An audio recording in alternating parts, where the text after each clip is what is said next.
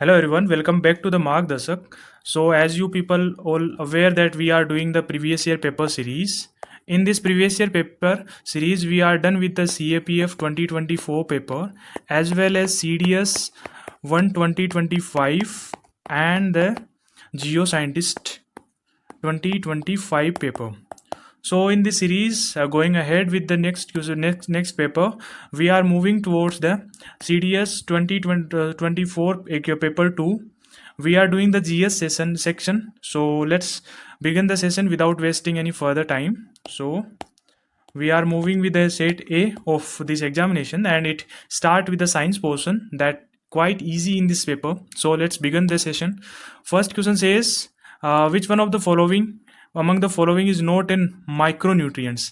So micronutrients for the plants. So there are two type of that is the plant nutrients. First is micro, macro, second is micro.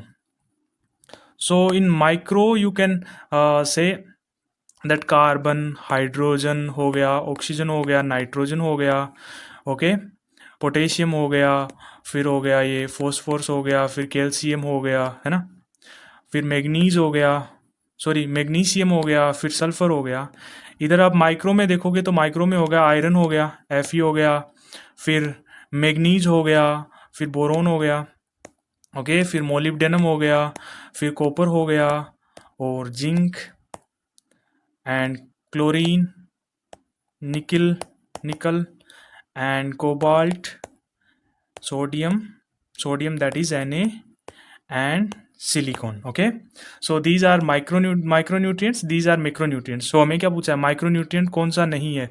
तो यहाँ पे देखो iron भी है हमारा micronutrient, manganese भी micronutrient है, और यहाँ पे आप डी देखोगे क्लोरीन भी माइक्रोन्यूट्रिएंट है. तो यहाँ पे ऑप्शन सी है, दैट इज मैग्नीशियम एक मैक्रोन्यूट्रिएंट है, यानी कि जो ज़्यादा ज़रूरत होती है ना वो है ना. तो यहाँ पे option C will be the correct option. Okay, let's move towards the question number second. Let's just wipe out so that you can.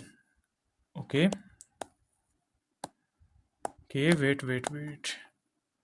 Okay, so here in this software we have better control over the workings. Okay, so question number second says xylem is in the plant are responsible for the transport of xylem किसके plants में किसके transport के लिए important है. तो यहाँ पे मतलब कि आप देखोगे दो होते हैं, एक तो फ्लोएम होता है, एक जाइलम होता है. जाइलम को आप कैसे याद रख सकते हो? जाइलम यानी जाइलम को आप सीधा याद रख सकते हो जल से, है ना. जाइलम जल, फ्लोएम फूड, फ्लोएम को फूड से. सो यहाँ जल है, तो यहाँ पे हम जा सकते हैं ऑप्शन बी, और ए और बी है वो एक आपके लिए कन्फ्यूजन बना रहेगा. तो आप क्या करोगे कि हाँ, अगर जहाँ पे पानी है तो वहाँ पे डिजोल्व मिनरल भी होगा. ऐसा तो नहीं है कि डिजोल्व मिनरल को वो छोड़ जा रहा है, सिर्फ वाटर को ही लेके जा रहा है ना. So here you will go with option B, है ना. अब मैंने दो कॉन्सेप्ट आपको बता दिए, एक तो जाइलम, एक फ्लोएम. फ्लोएम में क्या होता है, वो फूड को लेके जाता है ना. प्लस जाइलम होता है वो जल को, यानी कि वाटर वगैरह, उनको वाटर और ये डिजोल्व मिनरल्स होते हैं उनको लेके जाता है. Okay, so here question number third says which one of the following hormones inhibits in the growth activities of the plant की growth activities में कौन सा हार्मोन है जो मतलब कि पार्ट लेता है? तो यहाँ पे आप देखोगे option C will be going to be the correct option. Okay, so now it's your task to read about all the three options and also read about the option third also, है ना. इससे क्या होगा ना कि you will find the same similar questions on similar lines in your upcoming CDS and CAPF examination, because I will show in this paper also that many questions are directly or indirectly repeated in your upcoming examinations. Okay, so let's move towards the question number 4. Question number 4 says which one of the following category of biomolecules does starch belong to. तो starch किससे belong करता है ना. तो यहाँ पे अगर आप देखोगे, आपने पढ़ा होगा ना, तो यहाँ पे नॉर्मल अगर स्टार्स को देखें तो स्टार्स बेसिकली कार्बोहाइड्रेट में होता है. कार्बोहाइड्रेट बेसिकली कहाँ से मिलता है ना, तो उसके हिसाब से ही जो है ना स्टार्ट बायोमोलिक्यूल होता है ना, वो होता है कार्बोहाइड्रेट में, है ना. तो here fifth question says which one among the following is not a feature of xerophytes. Xerophytes का कौन सा फीचर नहीं है? जायरोफाइट कौन से होते हैं ना, जो मतलब कि ये इस वाले इलाके में होते हैं ना, जो ये रेगिस्तान वाले इलाके में है ना, उनको बेसिकली जायरोफाइटस बोलते हैं। तो यहाँ पे क्या होता है ना कि इनकी है ना लीव स्मॉलर होती है ताकि वेपोरेशन कम हो, ताकि वाटर को वो ज़्यादा से ज़्यादा स्टोर कर सके। सेकंड इज वेक्सी कटिकल्स होते हैं, यानी कि वेक्स होती है ताकि उन पे मतलब वेपोरेट कम हो, है ना, और डैमेज कम हो। थर्ड इज टोमेटा इन पिट्स, है ना, पिट्स में होते हैं ताकि मतलब कि ज़्यादा वो एनर्जी स्टोर कर पाए। लार्ज नंबर ऑफ स्टोमाटा नहीं, लार्ज नंबर ऑफ नहीं होता, तो यहाँ पे option B will be the correct option for this question. Okay, let's move toward the question number 6. Question number 6 says halophytes are the plants that grow on which among the following categories of soil. कौन सी soil पर हेलोफाइटस, hello means मतलब कि saline से, मतलब कि ये किससे, नमक से रिलेटेड होता है, यानी कि सेलाइन से related. So here you will go with option B, it's in the saline soil that the halophytes is related to, I think that I told you about the cell about the salt, है ना। तो यहाँ पे phytes यानी related to the plants and every plants and the habitats, as well as the hello is about the salt. So here hello saline will be the correct option. Seventh question says which one of the following is not part of vascular bundles in the plant. vascular bundle का part कौन सा नहीं है? तो यहाँ पे आप देखोगे कि फ्लोएम भी है, जाइलम भी है ना, और कैम्बियम भी है, लेकिन ये एंडोडर्मिस पार्ट नहीं है। यहाँ पे फ्लोएम और जाइलम से आपको क्या आ रहा था, फ्लोएम क्या करता है ना, फूड को लेके जाता है ना। जाइलम क्या करता है, जाइलम लेके जाता है जल को प्लस मिनरल्स को, यानी वाटर और डिजोल्व मिनरल्स को। So you have to remember this two options, this two type of concept that will be in you can see in your examination. Okay, so question number 8 says in which among the following medium would the speed of sound is maximum. Speed of sound maximum कब होती है ना, जब वहाँ पे जब density ज़्यादा, मतलब कि वो जब उसमें डेंसिटी वगैरह ज़्यादा होती है ना, सॉरी डेंसिटी कम होती है, यानी कि उसमें अगर मतलब कि वो थोड़ा सा कह सकते हैं कि सबसे ज़्यादा तो हमारे साउंड की मतलब साउंड की स्पीड कहाँ होती है, स्टील में होती है, मतलब सॉलिड में होती है, फिर लिक्विड में होती है, फिर गैस में। मतलब कि जितने पार्टिकल्स का पास में होंगे ना, उतनी ज़्यादा उसमें मतलब कि स्पीड होगी, है ना। तो यहाँ पे क्योंकि साउंड को ट्रेवल करने के लिए मीडियम चाहिए होता है, जितना पास में पार्टिकल्स होंगे उतना ही ज़्यादा मीडियम उसको फास्टर मिलेगा, है ना। तो हियर यू विल फाइंड कि डिस्टिल्ड वाटर में मतलब कि कम होती है ना।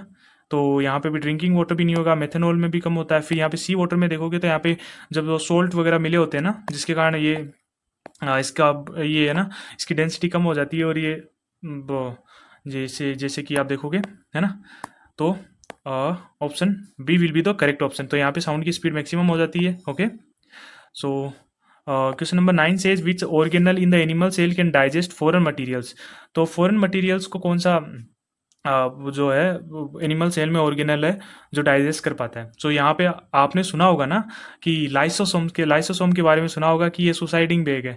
तो this question will be asked, this concept will be asked in every exam in different form, है ना। इन मतलब कि चेंज कर करके पूछ रहे हैं इसको हर एग्जाम में, ऑलमोस्ट एवरी एग्जाम में ये आता है ना। So you have to remember the lysosomes also, है ना। You have to remember about Golgi body, mitochondria, power of the cell, है ना, एंडोप्लाज्म रेटिकुलम, यहाँ पे एंडो सॉफ्टवेयर, है ना, मतलब कि एंडोप्लाज्म रेटिकुलम और हार्ड मतलब कि रफ एंडोप्लाज्म रेटिकुलम, ये आपको दोनों पता होने चाहिए। इनकी सिमिलर लाइन पे क्वेश्चंस आते रहते हैं ना। So you have to remember that this, है ना। Question number 10 says photosynthesis that convert light energy into chemical energy by the plants involve the use of green pigment of leaves called chlorophyll. The only structure in the leaf that host chlorophyll is, firstly इनको chlorophyll को छोड़ो, है ना। Sorry, पहले इसको question को कर लेते हैं, फिर आपको एक दूसरा कॉन्सेप्ट बताऊंगा। Photosynthesis that converts light energy into chemical energy by plants involves the use of green pigments of leave called chlorophyll.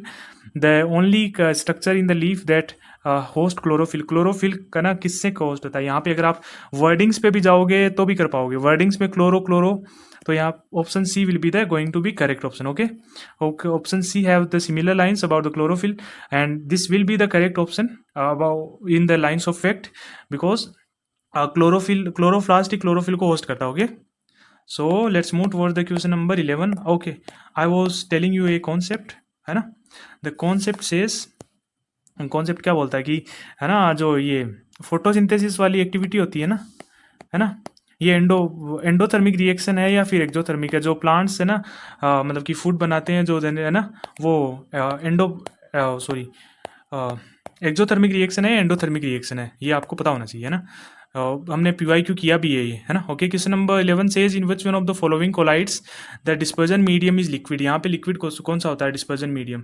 सो इसको जानने के लिए let's read the questions. First is mist, second is foam, third is jelly, fourth is shaving cream. So here you will find option is going to B.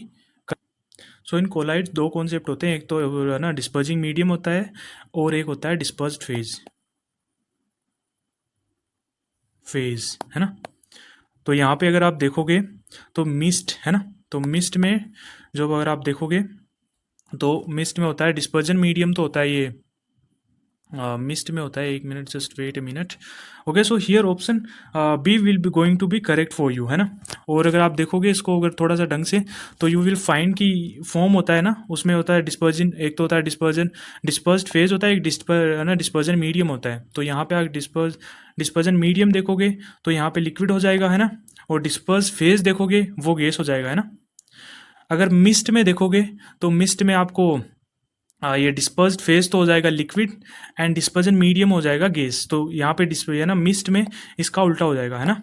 अगर jelly में देखोगे तो jelly में आप देखोगे तो अगर आप इसमें देखोगे जेली में तो यू विल फाइंड कि यहाँ पे disperse medium and dispersion change हो जाएगा। Okay, so that will be going to be, so jelly में हो जाएगा ये डिस्पर्स मीडियम तो हो जाएगा लिक्विड प्लस डिस्पर्जन मीडियम, जो डिस्पर्स फेज है वो तो हो जाएगा लिक्विड प्लस डिस्पर्जन मीडियम है वो हो जाएगा सॉलिड।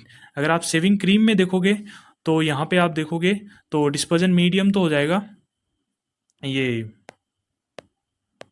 डिस्पर्जन मीडियम तो हो जाएगा लिक्विड एंड डिस्पर्स्ड फेज हो जाएगा gas. So here option B is going to be correct option. Okay, let's move toward the question number 12। Question number 12 says the two isotopes of elemental chlorine are. दो isotope कौन से chlorine के, है ना। Isotopes कौन से होते हैं ना, जिनमें नंबर ऑफ इलेक्ट्रॉन सेम होते हैं ना।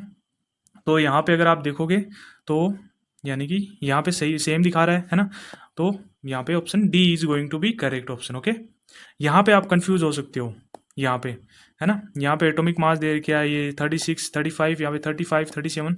सो यू विल फाइंड कि option D is going to be correct. This in this you have some basic knowledge. Okay, class 9th और 10th के कॉन्सेप्ट से सारे। Okay, question number 13 says which one of the following metal is not stored under oil. Oil के अंदर किसको store नहीं किया जा सकता, है ना। तो ये होता है रुबिडियम। क्वेश्चन ऐसे भी बन सकता है कि किस किस मेटल को स्टोर किया जाता है। You may find this question in your upcoming examination. So solid, ये सोडियम को Na, पोटेशियम के, और है ना ये लिथियम, है ना, lithium. So you have to remember this कि किस किस को मतलब कि आप स्टोर कर सकते हैं। इनको बेसिकली केरोसिन में स्टोर किया जाता है ना। So you have to remember this. Okay, question number 14 says कि potassium nitrate nitride is used, मतलब किसके लिए यूज होता है। First is as a fertiliser, second is in medicine, third is in making gun powders, fourth is as a preservative of meat. So यहाँ पे आप देखोगे फर्टिलाइजर में भी पोटेशियम होता है, आपने देखा है ना NPK, तो यहाँ भी पोटेशियम होता है। मेडिसिन में भी पोटेशियम काफ़ी होता है, इन मेकिंग गन पाउडर भी पोटेशियम होता है, बट प्रिजर्वेशन ऑफ मीट में पोटेशियम नहीं होता है ना। So here option D is going to be correct option for this question. Okay, question number 15 says the surface of a concrete structure of a new construction is covered with straw or gunny bags by wetting, है ना। This is done to, ये किस लिए किया जाता है ना। First is prevent faster evaporation until hydration has proceeds well, है ना।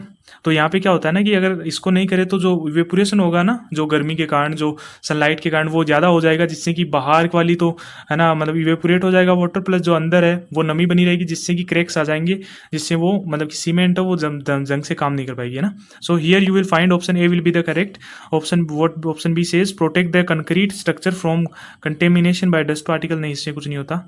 Second is prevent development of any fungus, नहीं फंगस वाला भी कोई कॉन्सेप्ट नहीं है। Third is give smoother and cleaner surface, okay, नहीं ये वाला भी नहीं है। So option A will be going to be correct option. Okay, question number 16 says which one among the following statement for the gas mention below is not correct. Gas के कौन सा correct नहीं है। सो यहाँ पे आप देखोगे हाइड्रोजन के 3 ना आइसोटोप्स होते हैं ना। यस, ये होता है 1H1 होता है, फिर 1H2 होता है, नहीं 1H2 होता है, फिर होता है ओके, ये होते हैं ना। And so option A is correct. Option B says helium is commonly used gas in electric bulb. नहीं, हमने सुना होगा ना आर्गन ऑर्गन होता है ना। सो यहाँ पे option B is correct option for this question. Okay, let me just clear this. Okay, so option B is correct. यहाँ तक let's move toward the question number option C. Oxygen is use to burn fuel in rocket engine in space craft. स्क्रिप्ट का हाँ definitely liquid oxygen use की जाती है। Third is nitrogen can be use in gaseous form to replace air in food packaging is definitely इसको use किया जाता है। ओके, क्वेश्चन नंबर 17 सेज मेज द फॉलोइंग कॉलम्स है। ट्रेड नेम होता है, फिर केमिकल नेम होता है ना। तो यहाँ पे आप देखोगे पीओपी। पीओपी आपको भी पता होगा, मेडिकल में काम में लेते हैं जब हड्डी टूट जाती है प्लास्टर करने में, है ना। सो यहाँ पे आपको देखोगे CaSO4 डॉट हाफ H2O, है ना। सो दिस इज करेक्ट। और जिप्सम का भी देख लो, जिप्सम में होता है ना, यहाँ पे हाफ H2O हो जाता है, जिप्सम में 2H2O हो जाता है ना, और सेम रहता है CaSO4 डॉट 2H2O, है ना। ओके, ये क्यों होता है? क्योंकि जब इसको मतलब कि गर्म किया जाता है ना, तो 1.5 H2O होता है वो बाहर निकल जाता है और ये इतना बच जाता है। तो ये पीओपी किससे बनता है? जिप्सम से बनता है ना। वॉशिंग सोडा है तो कॉमन सेंस मतलब कि इतना मतलब डी को हम 4 से मिलाएं तो ऑप्शन ए एंड बी से ही होगा, ये वाले तो कट जाएंगे दो, है ना। अब देखोगे तो ए का तो 3 दिखा रहा है ना। ब्लीचिंग पाउडर हो गया कैल्शियम ऑक्सीक्लोराइड, ओके, CaOCl, है ना। तो ये तो हो गया। ओके, नाउ बेकिंग सोडा और सोडियम वॉशिंग सोडा है, तो वॉशिंग सोडा यानी कि वाटर दे रखा है ना, तो water you can connect with the मतलब कि वाटर है। सो ये हो गया सोडियम Na2CO3 डॉट 10H2O, ये हो गया वॉशिंग सोडा का हो गया। फिर हो गया बेकिंग सोडा। बेकिंग सोडा हो गया बेकिंग सोडा सी हो जाएगा ए सोडियम बाइकार्बोनेट, है ना। So here you will find कौन सा हो जाएगा, ये वॉशिंग सोडा 2 हो जाएगा, वॉशिंग सोडा यानी कि C2। यहाँ पे option A will going to be correct option. Okay, let's move toward the next question, question number 18। Question number 18 says which one among the following statement is not true for the glass। Glass के लिए कौन सा true नहीं है ना। Sodium silicate, है ना, is known as water glass. Okay, okay, so let's move towards sodium is also known as super cold. Yes definitely super cold liquid बोला जाता है इसको। Third is crystallinity develop on cooling of the molten mass of the glass। okay, so fourth is colored glass can be made by editing different coloring materials definitely use किए जाते हैं। सो ये वाला तो मतलब कि करेक्ट है, यानी कि इनकरेक्ट नहीं है ना, ये वाला करेक्ट है। सेकंड ये वाला देखो तो ये वाला भी करेक्ट है, बी भी करेक्ट है। यहाँ पे आप देखोगे सी इनकरेक्ट है, crystallinity develop on cooling of the molten mass of the glass, ये वाला इनकरेक्ट हो जाएगा, ये करेक्ट नहीं है। Okay, so option question number 19 says which one among the following is responsible for determining the chemical properties of an element। chemical properties को एक element के डिटरमाइन किससे की जाती है, तो वहाँ पे उसमें जो वैलेंसी होती है, इलेक्ट्रॉन्स होते हैं ना। यहाँ पे आप देखोगे सोडियम की वैलेंसी ये है, तो है ना, ये वाला की क्या है, इलेक्ट्रॉन है, फ्री इलेक्ट्रॉन है, तो ये वाला डिटरमाइन करेगा, है ना।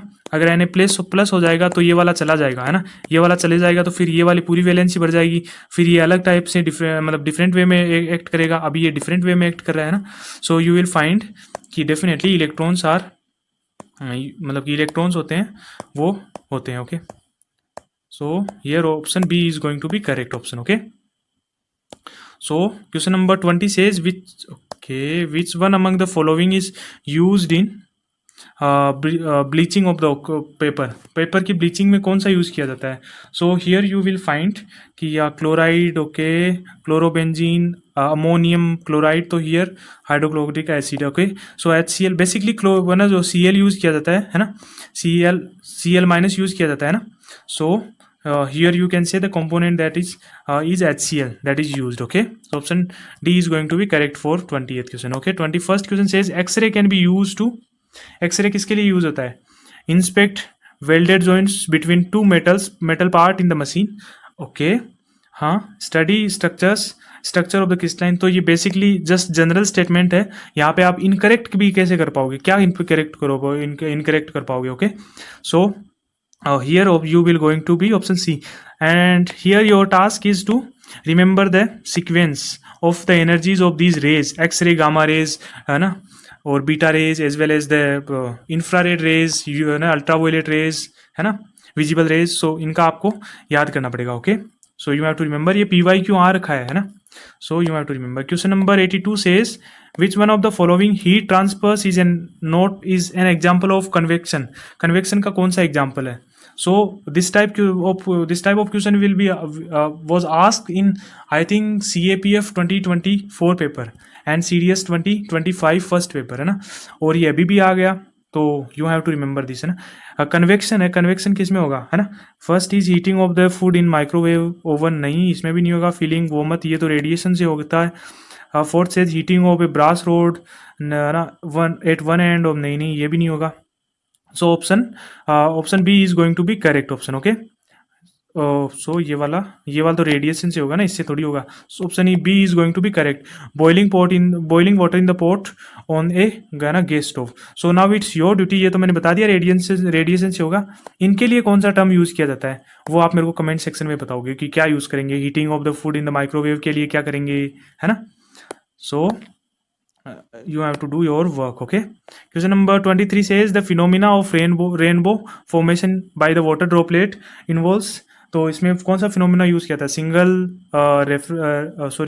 Reflection of sunlight, one internal reflection of sunlight, two internal reflection of sunlight, both reflection and internal reflection of the sunlight. Option D is going to be correct. इसमें होता है इंटरनल रिफ्लेक्शन भी होता है plus दो reflection भी होते हैं। ओके, सो रे ऑप्टिक्स से ये वाला क्वेश्चन है, ये वाला बहुत बार रिपीट हो चुका है, मतलब कि ये वाटर ड्रॉपलेट वाला, और इसको रेनबो वाला है ना, ये वाला बहुत ज़्यादा रिपीट हो चुका है। तो प्लीज़ दिस कॉन्सेप्ट को, मतलब इस कॉन्सेप्ट को आप पढ़ के जाओ, इसको छोड़ के तो बिल्कुल मत जाना, इसको एकदम कंटेस्ट करके जाना। यू मे फाइंड दिस, है ना, question from on this similar lines in your examination. 24 says ozone hole in the is a region over. Ozone hole कौन से रीजन पे था?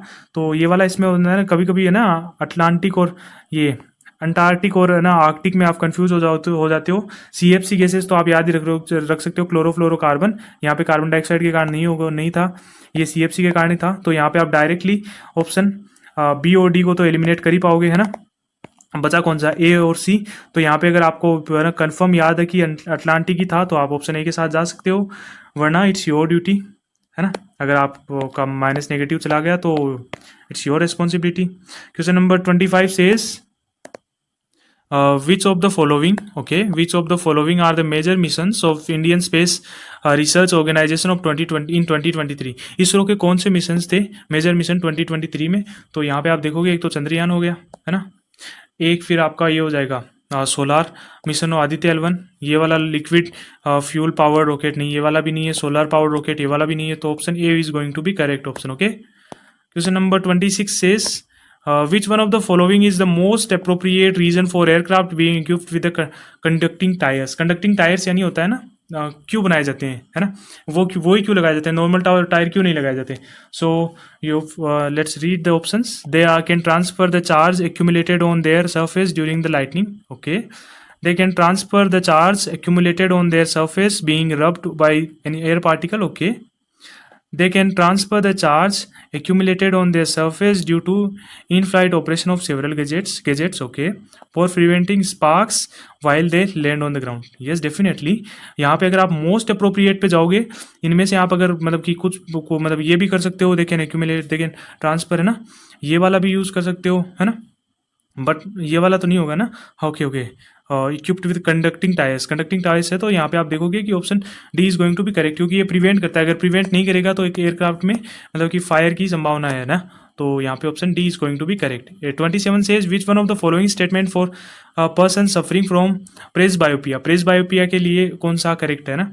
सो यहाँ पे होता है दे कांट डिस्टिंग्विश कलर्स, जो ये वाला तो नहीं होगा, फर्स्ट इज हो जाएगा, ये तो कलर ब्लाइंडनेस से रिलेटेड है ना। तो option A is going to be incorrect. Option A incorrect है तो ऑप्शन सी भी नहीं होगा, ऑप्शन ए भी नहीं होगा, है ना। सो यहाँ आपको मिलेगा ऑप्शन या तो बी में और सी डी में से ऑप्शन मिलेगा। तो बी में अगर यहाँ पे आप ऑप्शन देखोगे तो दो तो है ना, दूसरा स्टेटमेंट तो करेक्ट है ही, है ना।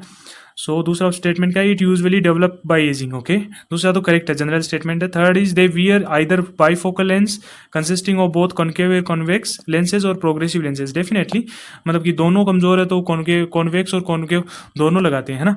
तो लेट्स ओके, सो ये वाला है ना, यहाँ पे होगा एक, तो एक यहाँ पे होगा, मतलब ये तो नीचे, ये एक एक टाइप का ग्लास ये हो गया, एक टाइप का ये हो गया। नाउ इट्स योर ड्यूटी, इसको 1 नंबर दे दो, इसको 2 नंबर दे दो। Now it's your duty to tell me, question number के साथ बताना कि 1 नंबर ग्लास कौन सा लगता है, 2 नंबर ग्लास कौन सा लगता है यहाँ पे। Okay, you have to like है ना रीड, ये वाला पोर्शन है जो आपको एग्जाम में आ सकता है ना। Question number 28 says the sound wave having frequency of 300 hertz is traveling in a unknown medium। Unknown medium में ट्रेवल करता है। Its wavelength is not known, wavelength known नहीं है। It travel at a distance equal to 150 times its wavelength in the time T, the value of T. So यहाँ पे आप basic concept के साथ में जाओगे, यहाँ पे किस में आंसर किस में दे रखा है, सेकंड में दे रखा है। मैं ये कॉन्सेप्ट इसलिए बता रहा हूँ कि आपको अगर मतलब कि ऑप्शन फॉर्मूले नहीं पता हो तो आप किस पे जाओगे, है ना। यहाँ पे आप हर्ट्ज क्या होता है, हर्ट्ज ये होता है 300, मतलब फ्रीक्वेंसी दे रखी है F is equal to 3 hertz, मतलब 300 hertz.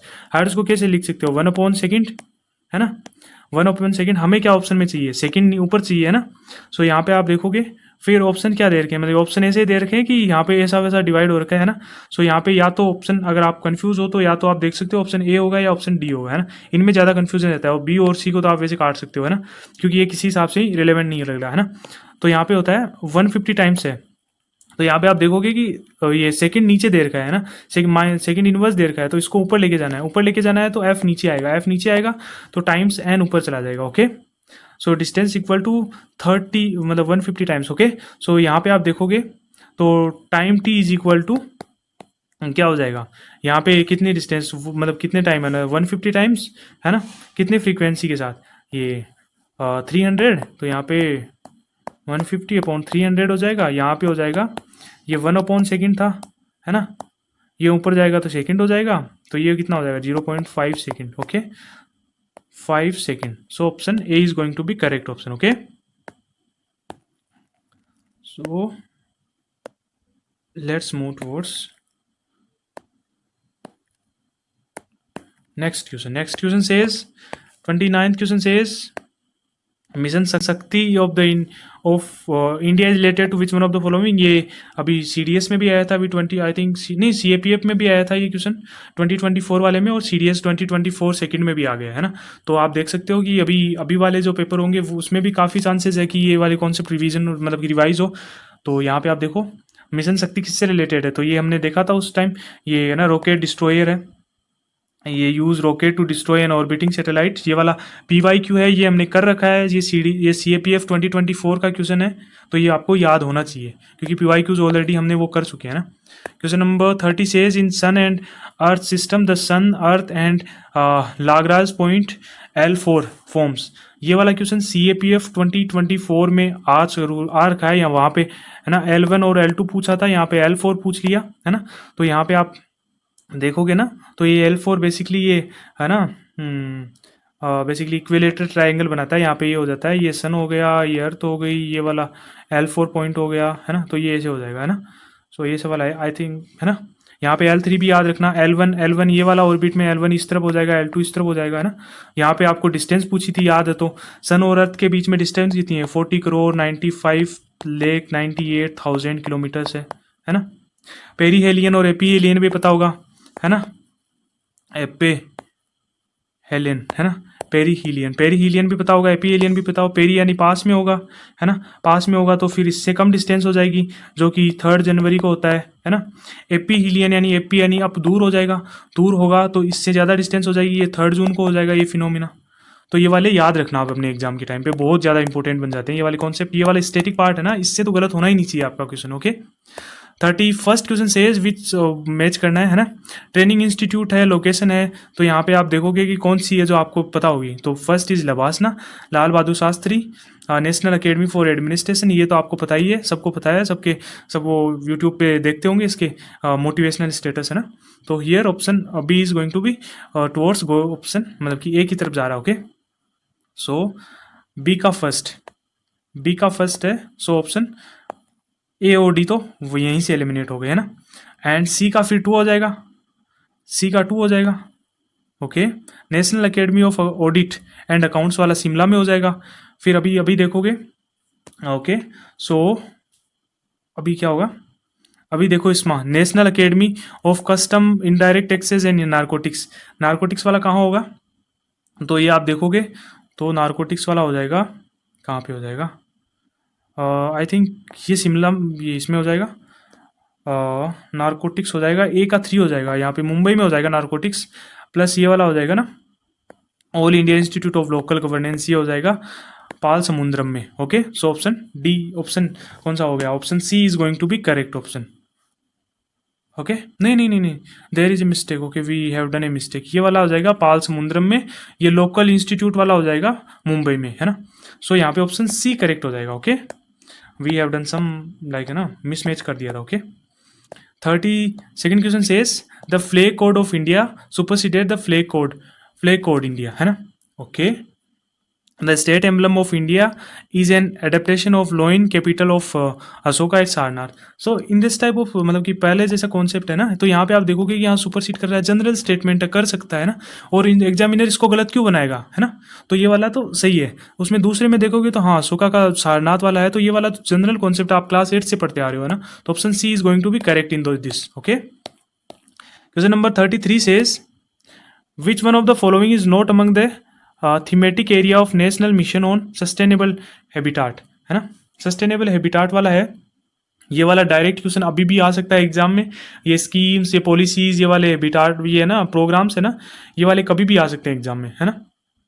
Here you will find कि कौन कौन सा है, तो पहले देख लो, एनर्जी एंड ग्रीन डेवलपमेंट है, मोबिलिटी एंड एयर क्वालिटी है, वेस्ट मैनेजमेंट है, बट इसमें रूरल प्लानिंग और ग्रीन कवर, ये बायोडाइवर्सिटी के बारे में बात नहीं की गई है ना, हैबिटाट वाले में। ओके, सो यहाँ पे बेसिकली ये है ना, ये अर्बन इंफ्रास्ट्रक्चर से रिलेटेड है, यहाँ पे इसको मतलब कि ये ग्रीन बिल्डिंग्स बनाना, मोबिलिटी और एयर क्वालिटी को मैनेज करना, प्लस वेस्ट मैनेजमेंट, वेस्ट को मैनेज करना, है ना। So option D is going to be right option in this question. 34 question says which of the following are the components of Indian legal system. Indian legal system का कौन से component है, तो यहाँ पे देखो basic value and principle enshrined in the constitution, yes definitely है ना।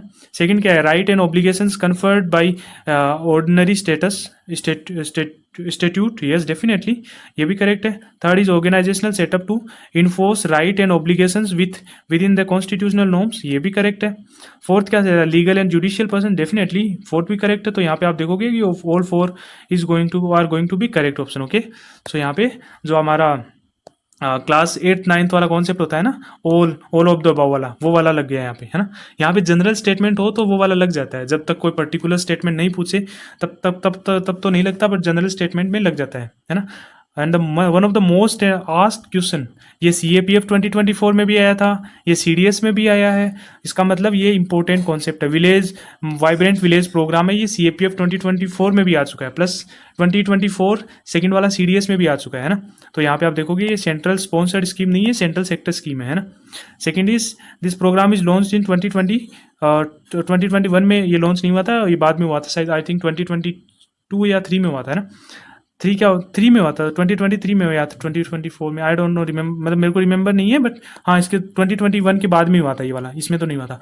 थर्ड है ये Arunachal Pradesh, Sikkim, Manipur are the state selected under the scheme, नहीं ये नॉर्थ ईस्ट और बॉर्डर एरियाज है ना, वहाँ पे होता है। इसका क्या होता है ना, बॉर्डर एरियाज पे वो मतलब कि कॉन्फिडेंस डेवलप करना होता है, इसमें कुछ होता है ना विलेज में, ये है ना कुछ स्पोर्ट्स मीट्स भी ऑर्गेनाइज किए जाते हैं, ताकि वो उन मतलब कि लोगों में एक डेवलप किया जा सके। फोर्थ क्या है, village of the Uttar Pradesh along the Nepal border are selected to act the as flexi villages under this, yes definitely, ये ना मैंने बताया ना बॉर्डर एरियाज के विलेज के लिए इंपॉर्टेंट है ना। तो यहाँ पे आप देखोगे question number 36 says okay, so in this class I think we should end this here, we will 5 और कर लें क्या, 40 कर लें क्या, चलो 40 कर लेते हैं, है ना। सो 36 question says which one of the following UN organization has not been awarded to the Nobel Prize। Nobel prize से किसको अवार्ड नहीं किया गया, ये वाला UNHRC, ये वाला पूछ लिया था अभी CDS 2025 हुआ था ना, पहला वाला है ना, CDS वाले में ये वाला पूछा था कि कौन सी ऑर्गेनाइजेशन को 2 बार मिला है, तो ये ह्यूमन राइट ऑर्गेनाइजेशन हो गई, वहाँ पे है ना ये वाले ऑप्शन भी थे, ये वाले ऑप्शन भी थे, है ना। तो यहाँ पे आप देखोगे तो ये सिर्फ यूनेस्को को नहीं मिला है, इनको भी मिल चुका है। सो this is the importance of PYQs। आपको मैंने कितने क्वेश्चन दिखा दिए, हर थर्ड क्वेश्चन रिपीट हो रहा है एग्जाम में, है ना। बस इसी चीज़ का कॉन्सेप्ट को याद रखना, क्योंकि आप अगर उस वाले में पढ़ते तो आपको पता चलता है कि हाँ ये ह्यूमन राइट वाला इसको 2 बार मिल चुका है तो ये वाला तो नहीं होगा। ILO WEF वाले ये वाले ही थे, ये WEF पहले नंबर पे था, ILO दूसरे पे था, ये वाला सेम कॉन्सेप्ट था, बस यहाँ पे नॉट बीन अवॉर्डेड की जगह मोर देन वंस हो गया है ना, तो यहाँ पे ये वाला था। Option D is going to sorry option C is going to be correct option. Okay, so this is why you should that is why you should go with the PYQs. Okay, question number 36 says which one of the following areas has been exempted from the preview of Citizenship Amendment Act 2019. so ये वाला concept था, ये वाला concept है ना citizenship वाला पूछा गया था, CAPF 2024 में भी पूछा गया था, उसके बाद ये CDS में भी पूछा गया, प्लस अब की बार भी ये 6 शेड्यूल वाला मतलब कि न्यूज़ में है ना, तो ये अब की बार भी पूछा जाएगा। सो आपको इसके लिए तैयार रहना है ना। So option C is going to be correct option. आपको ये भी पता होना चाहिए कि 5th शेड्यूल में क्या है, 6th शेड्यूल में क्या है ना। आपको ये भी पता होना चाहिए कि लद्दाख और जम्मू कश्मीर 2 डिफरेंट यूटीज है ना। ओके, और लद्दाख में भी आपको पता ये भी पता होना चाहिए कि प्रोटेस्ट चल रहा है लद्दाख में, मतलब कि वो डिमांड कर रहे हैं कि मैं 6th शेड्यूल में बना मतलब कि जाना है हमें, 6th शेड्यूल में इंक्लूड करो। Okay, so 38th question says which who among the following states stated that A just society is that society in which ascending sense of reverence and descending sense of contempt is dissolved into the creation of compassionate society। ये किसने बोला था? ये बोला था BR Ambedkar ने। ये वाला अगर ढंग से भी पढ़ोगे ना, ए जस्ट सोसाइटी, जस्ट यानी जस्टिस से बात कर रहा है ना, और सोसाइटी के बारे में जस्टिस से बात कौन करता था? BR अम्बेडकर जी करते थे। Of reverence and descending sense of contempt it dissolve into the creation of the compassionate society, ये वाला BR अम्बेडकर हो जाएगा। ओके, सो क्वेश्चन नंबर इसका option B is going to be correct. 39th में क्या हो जाएगा? Which one of the following statement is correct, is और आर करेक्ट, कौन सा करेक्ट है ना?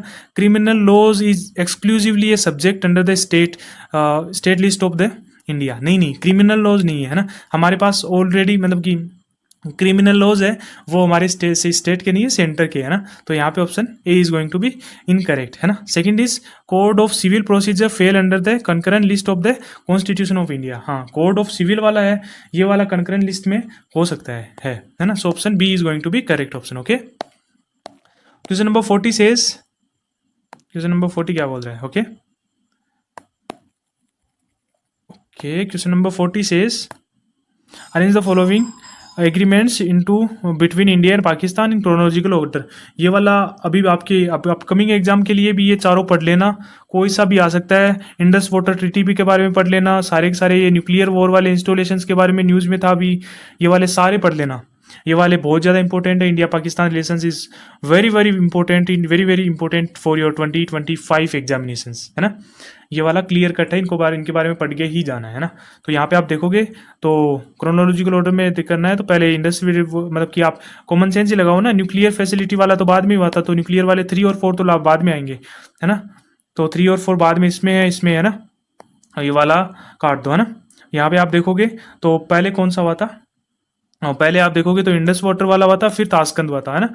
So option C is going to be correct option. Okay, in this, so we are done with the 40 questions.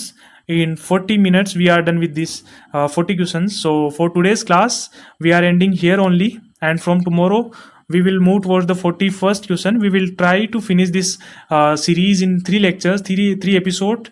Okay, so that we can move faster for our examination. Okay, so that is for today. I hope you learned something from this video, and I suggest you once again that PYQs are the master key.